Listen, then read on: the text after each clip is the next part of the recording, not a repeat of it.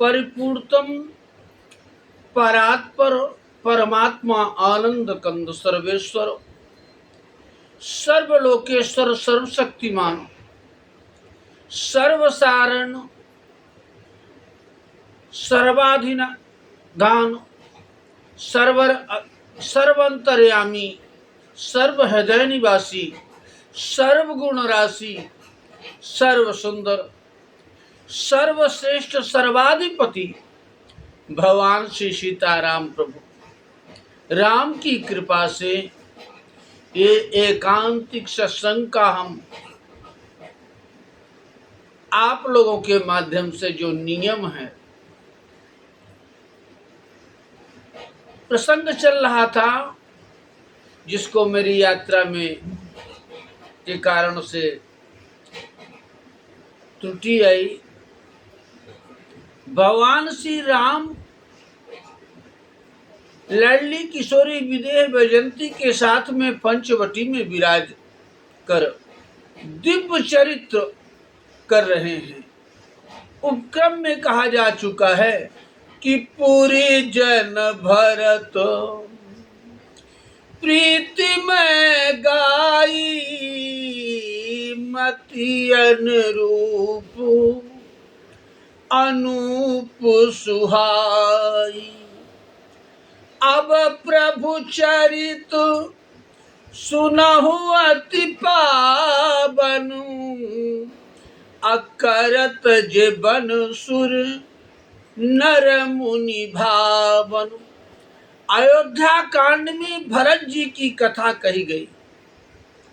अब प्रभु के चरित्रों का वर्णन करेंगे और ये चरित्र इतने अलौकिक हैं, उदांत नरलीला करते हुए समय हो चुका है और अब भगवान आनंद कंद ललित नरलीला करते हुए समय हो जाने के कारण अब भगवान ललित नरलीला करना चाहते हैं। ललित नरलीला का उदांत नरलीला से कुछ विलक्षण होगी। ये अनुकरणी नहीं होगी, केवल श्रवणी होगी, अर्थात केवल सुनी जा सकेगी पर इसका अनुकरण संभव नहीं। ये ललित नरलीला साहित्य दृष्टि से भी बड़ा महत्व है। भगवान को चारों प्रकार के नायकों का अपने में समावेश करेंगे। अब तक तो धीरो दत्त बने रावण, वध में धीरोत्त बनेंगे। विभीषण शरणागति आदि प्रकारों में धीर प्रशांत बनेंगे, पर अभी धीर ललित बनने जा रहे हैं। इसलिए भगवान कहते हैं कि अब कुछ ललित नरलीला करूंगा। भगवती सीता जी पूछती हैं कि ललित नरलीला में मुझे क्या करना पड़ेगा। रघुनंदन राम भद्र जी महाराज कहते हैं कि प्रत्येक लीला में कोई न कोई नायिका होती है और उदांत नरलीला में आप नायिका थे। यहाँ तक तो ठीक था, पर ललित नरलीला में आपको नायिका नहीं रखना है। ललित नरलीला में आपका प्रतिबिंब नायिका बनेगा, आपकी प्रतिछाया बनेगी, लीला शक्ति नायिका बनेगी। इसलिए आपकी उपस्थिति यहाँ ठीक नहीं रहेगी। अतः आप तब तक अग्नि में निवास कर ले जब तक मैं राक्षसों का नाश नहीं कर देता।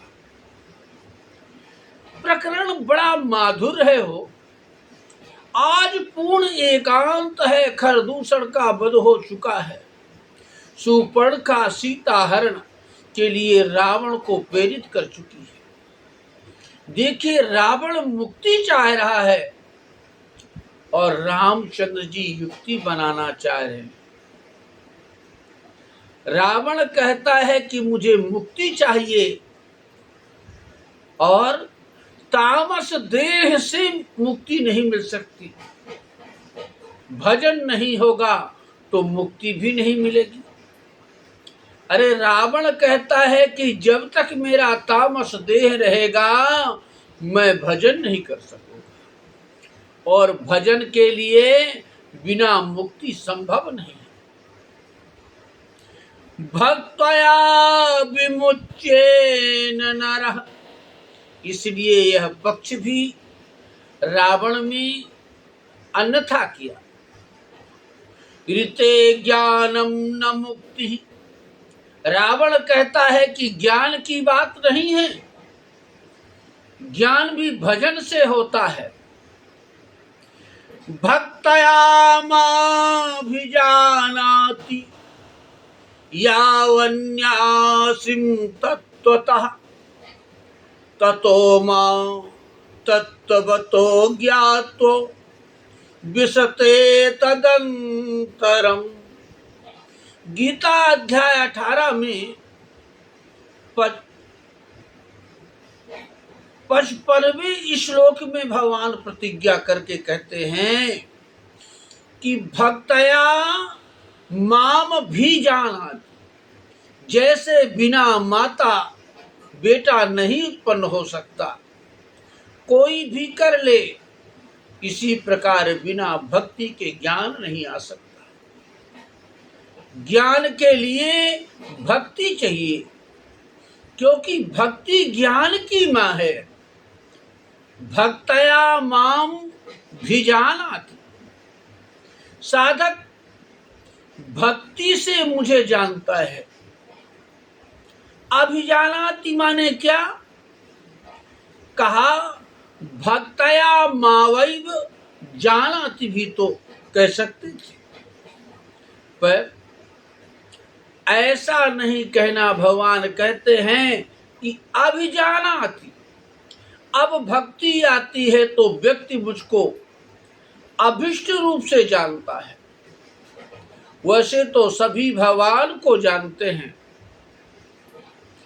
राम राम सब को कहे, ठग ठाकुर अरु चोर, अब बिना प्रेम रीझे नहीं, अरे तुलसी अबध किशोर।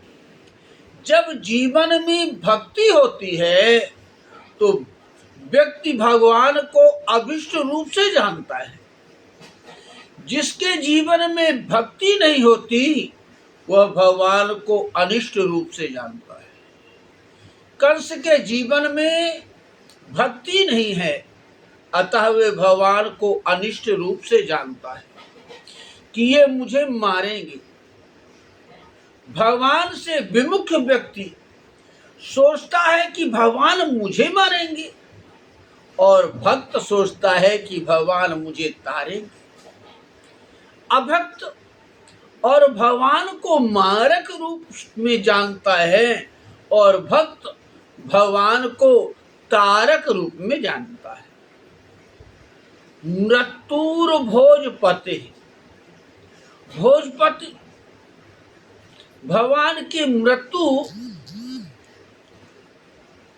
के लिए कंस आतुर है। रूप में जाना यहाँ पड़ रहा है। एक भगवान के मोक्ष के रूप में जानता है। यही तो भजन और अभजन में अंतर है। इसलिए भगवान ने कहा कि भक्तया माम भी जानाति, जब हृदय में भक्ति आती है तभी भगवान जानते हैं। भगवान को कौन नहीं जान सकता? अरे जिसे भगवान जानना चाहते हैं वही भगवान को जनाता है, वही भगवान को जानता है। यदि भगवान नहीं जनाना चाहेंगे तो कोई लाख प्रयत्न कर ले, भगवान को नहीं जान सकेगा। इसलिए स्पष्ट है कि सोई जानई जेहि देहि जनाई, अजानत तुम ही होई जाई। तुम्हारी ही कृपा तुम ही रघुनंदन, जानहि भगत भगत उर चंदन। देखिए, भगवान को वही जान सकता है जिसे भगवान जानते हैं, जिसे भगवान ही जान सकते हैं, और कोई तो भगवान को जानेगा नहीं। जो भगवान को जानेगा नहीं वो कैसे जानेगा। इसलिए गीता जी के 10वें अध्याय में 15वें श्लोक में अर्जुन ने बहुत स्पष्ट कहा स्वयमेवात्मनात्मानं वेत्थत्वं पुरुषोत्तमं, भूतभावन भूतेश देवदेव जगत्पते। हे पुरुषोत्तम, हे भूत भावन, हे भूतेश, हे देवदेव, हे जगतपते, आप ही अपने को अपने से जानते हैं। यहाँ 5 संबोधन अर्जुन ने भगवान को दिए। 5 संबोधनों का तात्पर्य यह था कि हमारे और आपके सामने भगवान के 5 रूप दिखाई पड़ते हैं, पर व्यूह, विभव, अंतर्यामी और अर्चा। पर स्वरूप क्या है? पर रूप वह है जो साक्षात साकेत लोक में सीता जी के सहित विराजते हैं। विहरूप जो चारों रूपों में हमारे यहाँ उपस्थित होते हैं, हमारे चित्र को नियंत्रित करने के लिए वासुदेव के रूप में, हमारे अहंकार को व्यवस्थित करने के लिए संकर्षण के रूप में, हमारी बुद्धि को नियमित करने के लिए प्रद्युम्न के रूप में, और हमारे मन को सुस्थिर करने के लिए अनिरुद्ध के रूप में। ये भगवान के 4 व्यूह होते हैं। विभव, ये जो भगवान के 24 अवतार हैं, यही भगवान के विभव हैं। यहाँ भगवान अपना वैभव प्रकट करते हैं। चौथा है अंतर्यामी। प्रत्येक जीवात्मा के साथ जो परमेश्वर का रूप विराजमान रहता है उसी को अंतर्यामी कहते हैं, जिसके लिए श्रुतियां कहती हैं द्वासुपर्णा संयुजा सखाया समानं वृक्षं परिवस्सजाते, तायोरन्यः पिप्पलं स्वदत्तं नश्यन्य अन्यो अभिचाकसीत। श्रुति स्पष्ट कहती है प्यारे कि यह शरीर एक वृक्ष के समान है। जैसे वृक्ष पर पक्षी बैठे रहते हैं, उसी प्रकार अनादिकाल से इस शरीर रूप वृक्ष को या इस संसार रूप वृक्ष को चिपककर सुंदर पंख वाले एक साथ रहने वाले परस्पर मित्रता से युक्त 2 पक्षी बैठे हैं। यहां समझने की बात है, मन में से एक पक्षी ऐसा है जो कुछ भी खाता हुआ प्रसन्न रहता है, और दूसरा खाता हुआ भी दुखी रहता है। ये जीवात्मा ही भोगता है और यही सुख दुख का अनुभव करता है, यही फलों का भोगता है। शुभ और अशुभ कर्मों के फलों को यह खाता रहता है। यहां परमात्मा कुछ भी नहीं खाकर प्रसन्न रहते। ये जो पक्षी के रूप में श्रुति ने समझाया कि दो पक्षी शरीर रूप वृक्ष पर बैठे हैं, यही एक अंतर्यामी परमात्मा है। दूसरा, उनके द्वारा नियमित जीवात्मा एक परमात्मा है और दूसरा प्रत्यगात्मा है।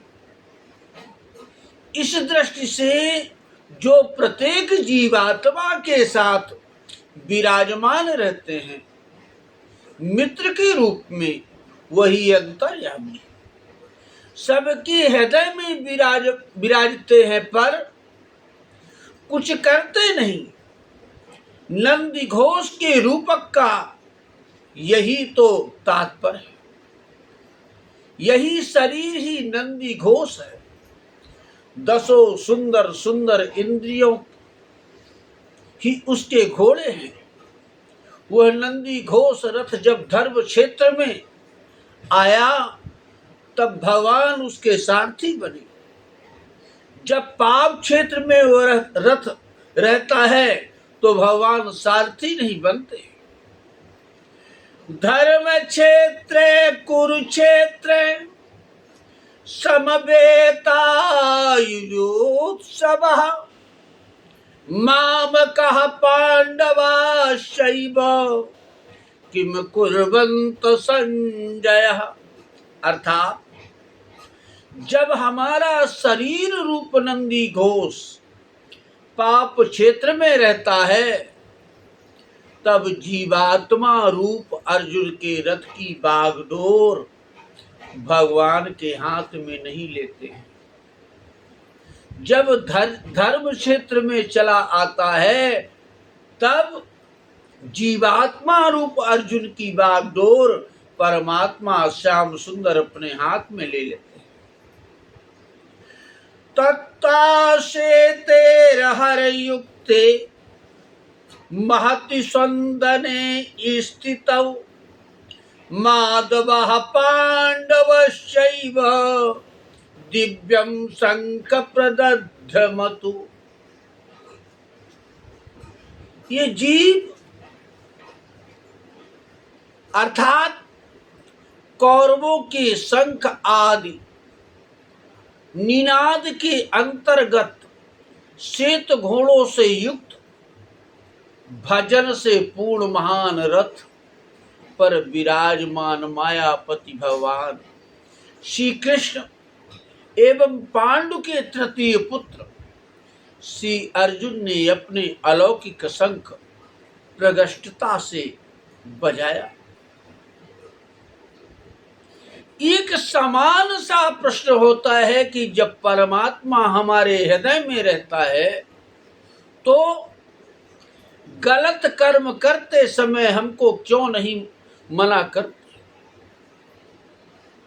हम पाप क्यों करते हैं? इसका यही तो उत्तर है कि भगवान सबके शरीर में रहते हैं, सबका शरीर रथ है, पर समस्या इस बात की है कि और शरीर में रहकर भगवान सोते रहते हैं और पुर शरीर सेते इति पुरुषः, और सबके शरीर में रह करके भगवान सोते रहते हैं। केवल शरीर को संभाल करके ही भगवान की भूमिका हो। पर अर्जुन के समान जो जीवात्मा भगवान की शरण में चला जाता है उसके जीवन में भगवान सारथी बन करके उसका रथ चलाते रहते हैं। उसके रथ को भगवान नष्ट नहीं होने देते। उस जीवात्मा को पाप कर्म नहीं करने देते। भगवान ने सबको गीता क्यों नहीं सुनाई? अरे, जबकि दोनों ही पक्षों के वीर वहां खड़े, अर्जुन के सिवा क्या वहां चारों पांडव नहीं? इस पक्ष में 4 पांडव हैं, उस पक्ष में 100 दुर्योधन याद 104 लोग, पर 105वां में से अर्जुन को ही भगवान ने क्यों चुना? न ही युधिष्ठिर को चुना, न भीम को, न नकुल को, न सहदेव को, और न चुना दुर्योधन 100 भ्राताओं।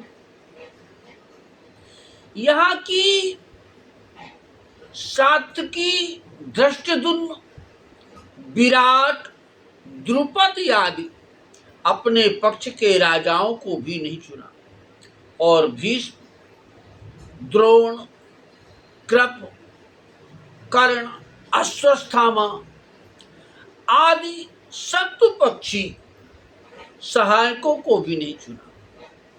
अर्जुन को ही भगवान ने क्यों चुना? इसी प्रश्न का उत्तर है कि यहाँ इसका उत्तर यही है कि प्रत्येक के शरीर में होते हुए भी भगवान उसी प्रकार से तटस्थ रहते हैं जैसे अर्जुन को छोड़ करके सबके साथ तटस्थ रहते हैं। देखिए, भगवान हृदय में सबके रहते हैं, पर जो भजन करता है वहाँ निकष्ट हो जाते हैं, और जो भोजन करता है वहाँ तटस्थ हो जाते हैं।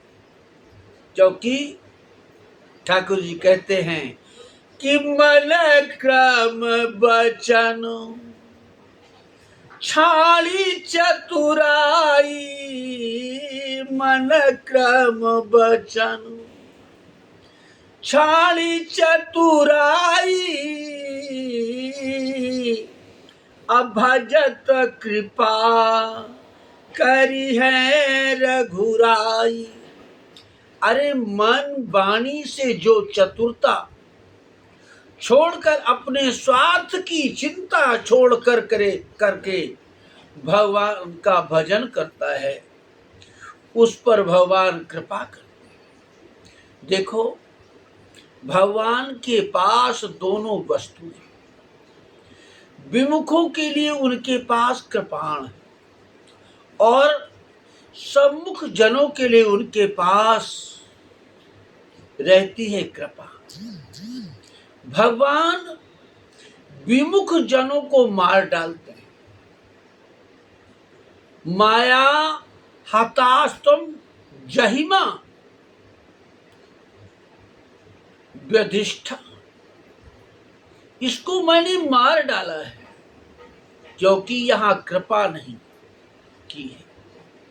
मैंने कृपाण रखा है, इसके लिए तो काल कृपाण है, काल करवाल है, और अर्जुन के लिए कृपा है। इसलिए उत्तर बिल्कुल स्पष्ट है कि भक्तया माम भी जाना। अरे जीव बिना भक्ति के भगवान को नहीं जान सकता। जब समर्पण होता है तब भगवान कृपा करते हैं। यहाँ तो अंतर्यामी रूप में भगवान रह रहे हैं। ठीक, नंदी घोष की परिस्थिति हमारे हृदय की परिस्थिति है। यदि हमारा शरीर नंदी घोष बन जाए, हमारी इंद्रियां अर्जुन के घोड़े के समान श्वेत हो जाएं, तो निश्चित किसी न किसी दिन हमारे हृदय में सोए हुए परमात्मा जग जाएंगे, पकड़ लेंगे, रस्सी चलाने लगेंगे, हमारे शरीर का रथ जिसे अब तक काम चला रहा है, जो अब तक काम चलाऊ है, वो भगवान कृपा करे तो श्याम चलाऊ हो जाएगा। इसलिए भक्ति से ही व्यक्ति भगवान को जान सकता है। भक्तया माम भी जानात। जीवन में जब भक्ति आती है तब व्यक्ति कहता है कि हमारे भगवान हमारे अभिष्ट हैं। केवल भगवान ही हमारे हितैषी हैं और कोई हमारा हितैषी नहीं। ये धारणा व्यक्ति के मन में तब आती है जब अभिष्ट नहीं मान रहे। अभी तो हम संसार को अभिष्ट मान रहे हैं। अपना अभिष्ट है पति, अभिष्ट है पुत्र, अभिष्ट है पुत्री, अभिष्ट नहीं है तो कौन नहीं है? परमात्मा। क्योंकि अभी तो हम अभिष्ट मित्र को माने हैं, संपत्ति अभिष्ट है। जब तक हमारे पास कुछ रहता है, जब किसी को यह ज्ञान हो जाए कि हमारा कोई नहीं है, एक हमारा कोई हितैषी नहीं हो सकता, तुरंत वह हमसे अपना संबंध तोड़ लेगा। बृहदारण्यक उपनिषद में इसे स्पष्ट करते हुए याज्ञवल्क्य जी ने मैत्री जी से कहते हैं कि नाबायरे पति पतना कामाय पति पतना प्रियो भवति आत्मनस्तु कामाय पति पतनयः प्रियो भवति नावा अरे पत्नी पतनु कामाय पत्तुः प्रिया भवति आत्मनस्तु कामाय पत्नी पतनुः प्रिया भवति। अरे पति पत्नी के लिए पत्नी को प्रिय नहीं रहता, वो अपनी कामना की पूर्ण के लिए पत्नी से प्रेम करता है। बहुत विस्तृत वर्णन किया है कि कोई भी किसी से प्रेम करता है तो उसका कोई न कोई स्वार्थ छिपा रहता है। यदि स्वार्थ समाप्त हो जाए तो उसकी प्रियता समाप्त। निस्वार्थ प्रेम केवल वह भगवान से करे, भगवान से करने लगता है। तै निज करम जाल जह घेरो सी हरि संग तजो नहीं तेरो। भगवान आनंद कंद का ये बहुत महत्वपूर्ण दृष्टिकोण रहा है कि वो तभी व्यक्ति से प्रेम करते हैं जब उसके पास कुछ भी नहीं रह जाता। गजेंद्र से तब तक प्रेम नहीं किया जब तक गजेंद्र के पास बल रहा। जब गजेंद्र का बल थक गया तब भगवान ने गजेंद्र से प्रेम किया। सुनेरी मैंने निर्बल के बलराम। सबल के बलराम नहीं होते, वो तो निर्बल के बल होते हैं। भगवान आनंद कंद केवल अंतर्यामी रूप में जीव में रक्षा करते हैं। पांचवा है अर्चा। अर्चा रूप अर्थात जो ये पूजा हम करते हैं, राघव जी की पूजा, शालिग्राम जी की पूजा, गोपाल जी की पूजा, ये भगवान का पांचवा अवतार है। यहाँ 5 विशेषण देकर यही बात कही गई कि भगवान के जो 5 रूप हैं उनको भगवान ही जानते हैं। इसलिए पुरुषोत्तम, भूत भावन, भूतेश, देव देव और जगतपति, ये 5 संबोधन दिए गए। दूसरी बात, अर्थ पंचक की दृष्टि से केवल आप ही अपने को जानते हैं। हमारे यहाँ भगवान की व्याख्या की गई कि किसे भागवत कहते हैं, तो कहा अर्थ पंचक तत्वज्ञ पंच संस्कार संयुतः अकार तय संपन्नते वही भगवतः स्मृतः।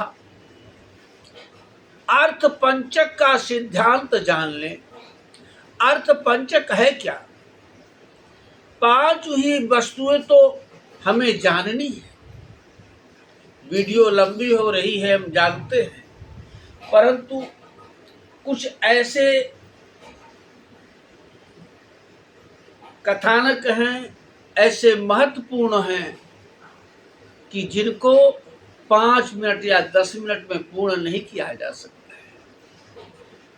अभी आपने 5 स्वरूप के ठाकुर जी के जाने, अब 5 स्वरूप और जानिए। हमारा क्या स्वरूप है? स्वस्वरूप। दूसरा, हमारे परमात्मा क्या क्या स्वरूप है, अर्थात पर स्वरूप। तीसरा, परमात्मा को जानने के जो उपाय हैं उनका स्वरूप उपाय स्वरूप। चौथा, परमात्मा को जानने का फल क्या है, अर्थात फल स्वरूप। परमात्मा को जानने में विरोधी कौन हो रहे हैं, विरोधी स्वरूप। यही है अर्थ पंचक। आप बड़ा रोचक प्रकरण देखेंगे कि सीता हरण भगवान के पश्चात भगवान को 5 विभूतियां मिली। 5 महाविभूतियों के दर्शन से एक एक स्वरूप की व्याख्या हुई।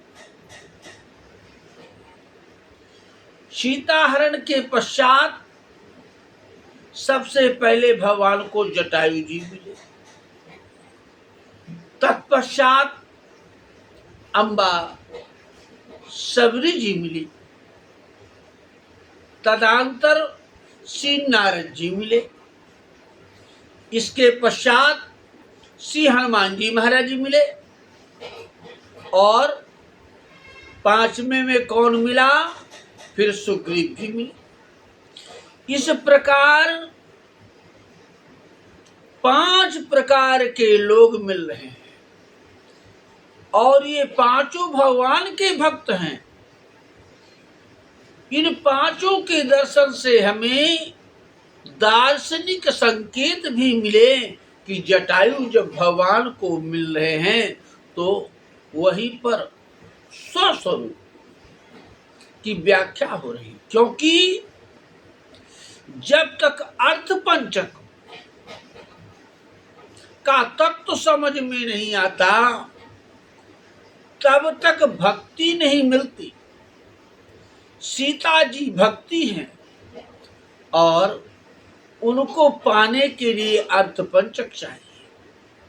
इसलिए भगवान ढूंढ रहे हैं, हे खगमृगु, हे मधुकर श्रेणी, हे खगमृगु, हे मधुकर श्रेणी,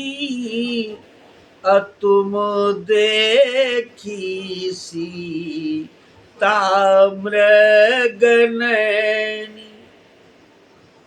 सबसे पूछ रहे हैं पर क्या कोई बता रहा है? क्या सीता राम जी को यहाँ मिल जाएंगे? नहीं मिलेंगे, क्योंकि जब तक ये पांचों नहीं मिलेंगे तब तक अर्थ पंचक का तत्व तो समझ में नहीं आता। हाँ हाँ, श्री राम, श्री राम। नीलेश जी, सीता जी भक्ति और उसके पाने के लिए अर्थ पंचक चाहिए, इसलिए भगवान ढूंढ रहे।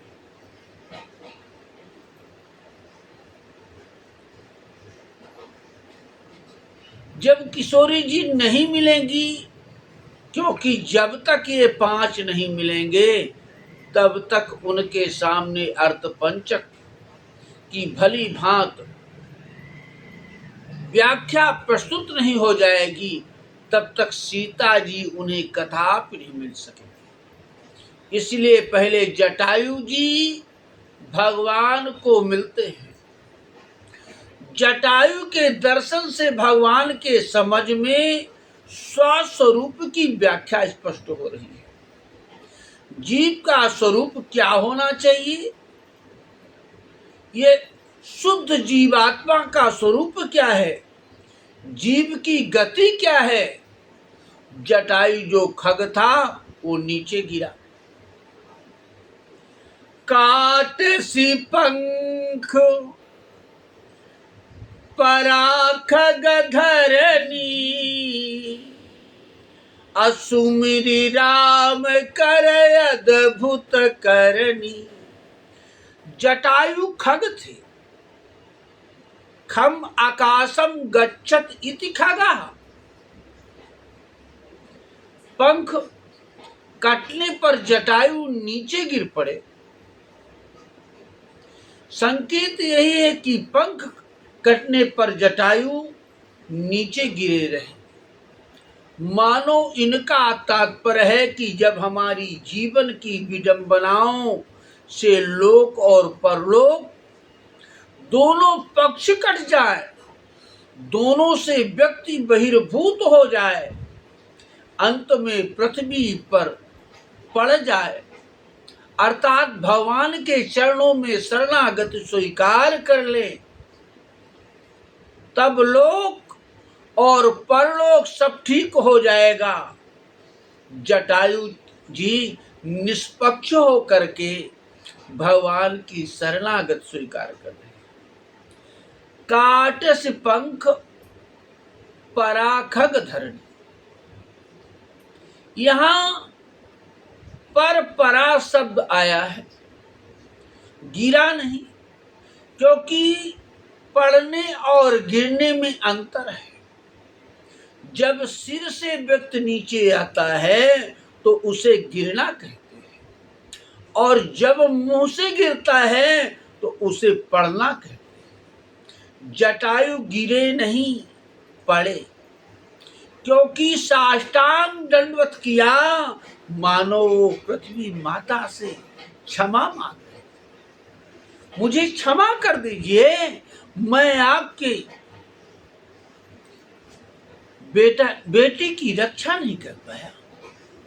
और दंडवत फिर क्यों किया, मानो दंडवत इसलिए किया कि हे रघुनाथ जी, यही आपके चरण पड़े हैं और मैं आपके चरणों की शरणागति ले रहा हूं।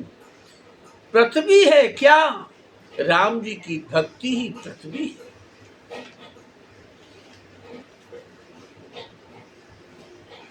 जिम थैल बिनु जल रही न सकाई,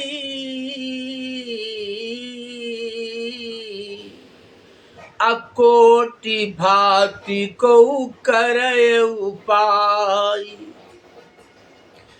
तथा भगति सुर तथा भगति सुख सुन खगराई, अरहि न सकै हरि भगत बिहाई।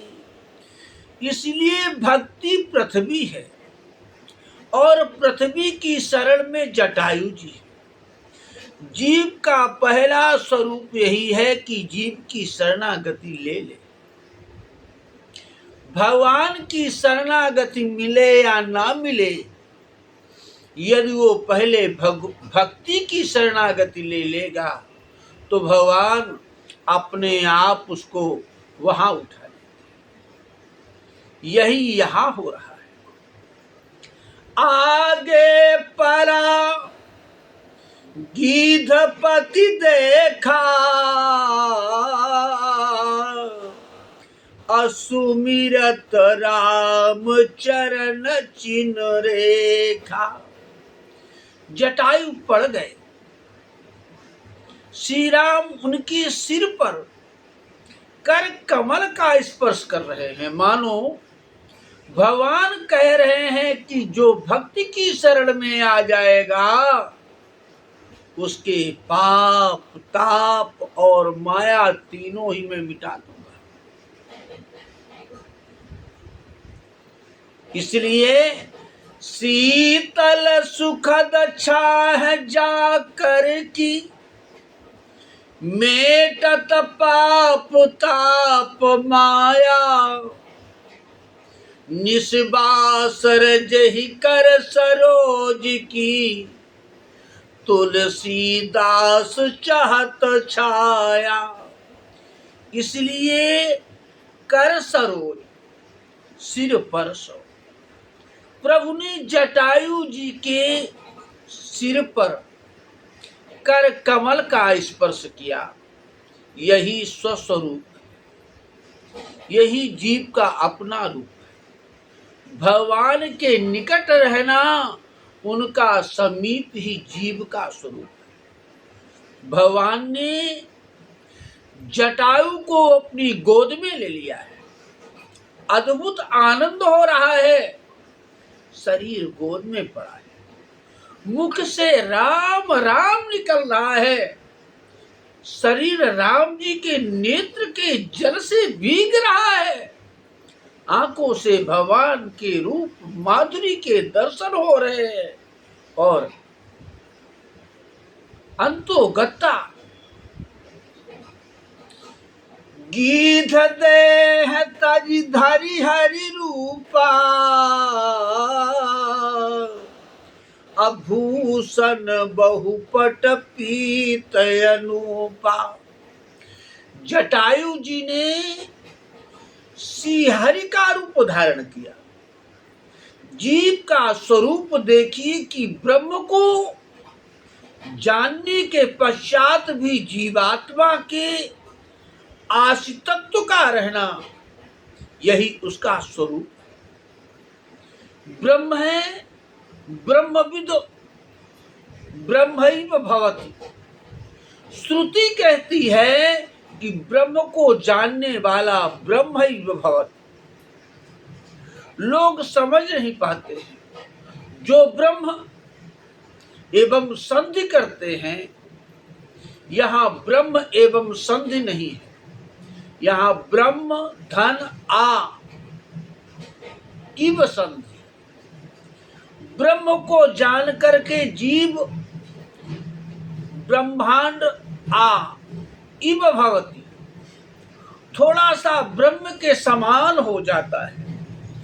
थोड़ी सी उसमें समानता आ जाती है, वो भी पूरी नहीं आती। इसलिए जटायु थोड़ा सा ब्रह्म के समान हो रहे। गीध देह तज धरि हरि रूपा। रूप की समानता आई पर पूरी नहीं आई। वैष्णवता रूप मिला पर राम रूप नहीं मिला। भूषण बहुपट पीत अनूपा। क्या द्विभुज का रूप मिल गया? जी नहीं। श्यामल गात विशाल भुजचारी। जटायु को श्याम शरीर मिला, विशाल चार भुजाएं मिली, पर द्विभुज ब्रह्म का स्वरूप नहीं मिला, क्योंकि राम जी अपना रूप किसी को दे ही नहीं सकते। कोई राम नहीं बन सकता। विष्णु बन सकता है, सब कुछ बन सकता है, पर पूजहि प्रभु ही देव बहु बेसा, राम रूप दूसर नहीं देखा। राम तो राम है हो, उनका रूप किसी को मिल नहीं सकता। सदस्य होता है वही नहीं होता है। जीव ब्रह्म नहीं हो सकता, जीव ब्रह्म के समान न हो जाएगा। यह सदस्य भेद घटित होता है। प्रतियोगिता अनियोगिता बनी रहती है। न्याय में भेद घटित सदस्य हो सकता है। इसलिए ब्राह्मणा इव भवति, जीव ब्रह्म से थोड़ी सी समानता प्राप्त कर सकता है। क्यों? इदं ज्ञानम उपासित मम साधर्य मागता। भगवान के समान धर्म हो सकते हैं। सादृश्य क्या है? तत् भिन्नते सद तदगत भूयो धर्मस्व तुम। अपने प्रतियोगी से भिन्न रह करके उसके बहुत से धर्म आ जाते हैं, इसलिए भगवान से वो भिन्न है। जटायु भगवान नहीं है, भगवान से भिन्न है। और भगवान का धर्म मिला कि श्यामल शरीर मिल गया। श्यामल गात और अंतर ये है कि राम जी की 2 भुजाएं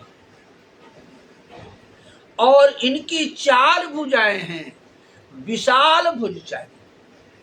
यही राम जी से अंतर है। और थोड़ी सी और समानता है कि जल भरी नयन। राम जी की आंखों में आंसू तो इधर स्तुति कर नैन भर पाए। दोनों तरफ देखिए, पक्ष और विपक्ष, भक्त और भगवान। जटायु की आंखों में भी आंसू है और हरि का रूप धारण करने पर भी जटायु जी और भगवान राम ब्रह्म। जो सबके रह ज्ञान एक रस, ईश्वर जी बहि भेद कहूं कस। इसलिए तो एक भिक्षुक ने कहा कि मैंने सब कुछ प्राप्त कर लिया, पर मुझे कुशल वस्तुता नहीं मिली, अर्थात मैं धनाढ्य नहीं बन पाया, अथवा कुशलोसुता नहीं मिली। कुशलो जिनके पुत्र हैं, अर्थात सीता जी मुझे नहीं मिली। सीता तो केवल राम को मिल सकती है प्यारे, जीव को सीता नहीं मिल सकती। उसने कहा जनिष्ठाने भ्रांतम कनक मृग तृषणाधिता धियः बेचो वैदेहिति प्रतिपद मुद्रसु प्रलपितम् कृत्तालंका भर्तुवदनम् परिपाटीषु घटना मापतम् रामत्वम् कुशल सुताना त्वधिगीता।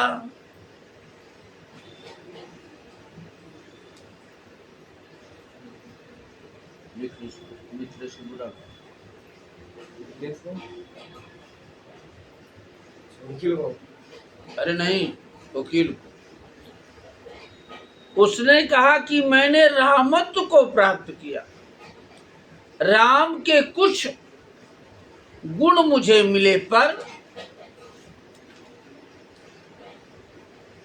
कुशल वस्तुता मुझे नहीं मिली। कुशलौ सुता तो राम जी की ही पत्नी है। सीता जी केवल राम जी की ही है और किसी की ही नहीं है। इसलिए सीता जी को प्राप्त करना जीव का कारण नहीं है। रावण सीता जी को प्राप्त नहीं कर सकता, क्योंकि सीता जी तो राम जी को ही मिलेगी।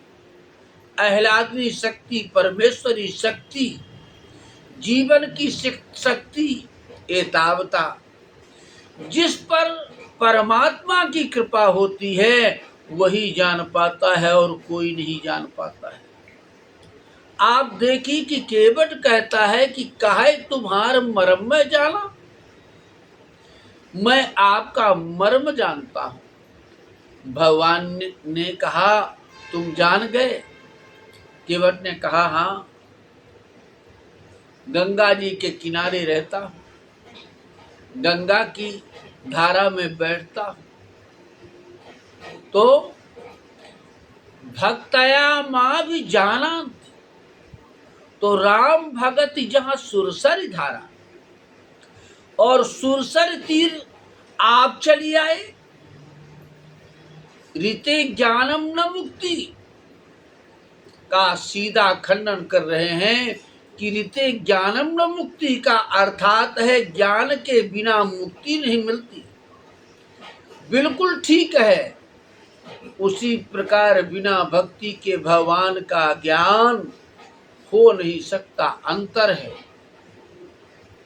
यस्यास्ति भक्तिर भगवत कियंचनः सर्वे गुणेश तत्र समासते सुरः। हरा भक्तस्य कुतो महद गुणः मनोरथे नासति धावतो बहि। अर्थात जिसके हृदय में भगवान के प्रति निष्किंचना भक्ति होती है उसी के समीप सभी देवता सभी गुणों के साथ विराजते हैं। जिसके हृदय में भगवान के प्रति भक्ति नहीं होती उसके श्रेष्ठ गुण नहीं आ सकते। वह झूठे मनोरथों से प्रेरित होकर के नाशवान बहिरंग संसार में दौड़ता रहता है। जिसके जीवन में भगवान के प्रति भक्ति नहीं उसमें महद गुण आ ही नहीं सकता। जब भगवान के चरणों में हमारा प्रेम होता है तो धीरे धीरे ये गुण आने लगते हैं। धीरे धीरे सारी विशेषताएं विलक्षणताएं आने लगती हैं, बदल जाता है व्यक्ति। देखिए जो वाल्मीकि कितने क्रूर रहे होंगे अपने पूर्व जीवन में, और कहा तो वह यह जाता है कि जब तक वो ब्राह्मण की हत्या करके यज्ञोपवीत से कुआं नहीं भर देते थे तब तक उन्हें संतोष नहीं होता था। वही वाल्मीकि जी भजन करते करते कितने बदले कि एक क्रौंच पक्षी का वध भी वो नहीं सह पाए। व्यक्ति में सुधार आता है भक्ति से। भक्ति सुधरती है और भगवान उद्धारते हैं। भगवान सुधार नहीं पाते, सुधारती तो भक्ति है। समान उदाहरण देखिए कि आपके पास बालक हो और वो शौच करके आया हो तो आप थोड़े ही बालक को धोएंगे, सुंदर स्वच्छ करेंगे माता ही, पिता नहीं स्वच्छ कर सकता। इसलिए भगवान उद्धार करते हैं पर भक्ति सुधार करती है, यही अंतर है। इसलिए जीवन में अंतर यही आता है कि जब व्यक्ति भगवान का भक्त नहीं होता तो वह मार्कत तो रहता है, और यहाँ भगवान तारक हो जाते हैं। इसलिए पहली बार भगवान के स्वरूप का दर्शन हो रहा है जटायु के यहाँ। इसका तात्पर्य यही है कि भगवान को प्राप्त कर लेने के बाद भी जीव का जीवत्व बना रहता है। जैसे नदी समुद्र में मिलती है, अपने नाम रूप को भूल जाती है, अपने को समर्पित कर देती है, फिर भी नदी का जल वहाँ रहता है। ऐसा नहीं कि नहीं रहता। हम आप भले ही उसे न समझ पाए, पर नदी का जल रहता है। इसी प्रकार व्यक्ति भगवान को प्राप्त करने के पश्चात अपना स्वतंत्र छोड़ देता है, भगवान का हो जाता है, भगवान का दास बन जाता है। वो अपना नहीं रह जाता, वो स्वतंत्र नहीं रह जाता, भगवत परतंत्र बन जाता है। यही इसका तात्पर्य है। यथा एवं विद्वानम नाम रूपात विमुक्ततः परात् परम पुरुषस्य मुपैत दिव्यम पुरुषम उपैत उप। इत पुरुष के समीप जीव चला जाता है। सरिता जल जल नित महि जाई, होई अचल जीव जीव हरि पाई। समुद्र में जल जाता है और फिर नहीं लौटता है। उसी समुद्र से मेघ जब जल को ले आता है और उसे बरसाता है, तब सारे कृषकों को लाभ हो जाता है। समुद्र से किसी का लाभ नहीं होता। इसी प्रकार जब तक जीव भगवान के पास रहता है, वो जगत का कल्याण नहीं कर पाता। वही जब मेघ रूपी संतों का साथ करके संसार में आता है, तब कृषक रूप समान जीव का उद्धार कर देता है। जब तक समुद्र में जल है, वह क्या उपकार करेगा। इसलिए भगवान के पास रह करके जीव उतना उपकार नहीं कर सकता जितना संत के पास रह करके कर सकता है, क्योंकि भगवान समुद्र है और संत मेघ है। क्योंकि राम सिंधु घन से जल धीरा,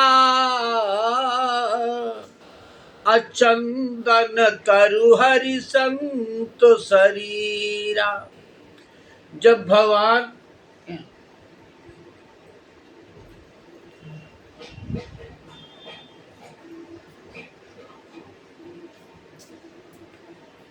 नीलेश को बुला लो, उसको बंद कर दो। जानते हो, बंद कर दे।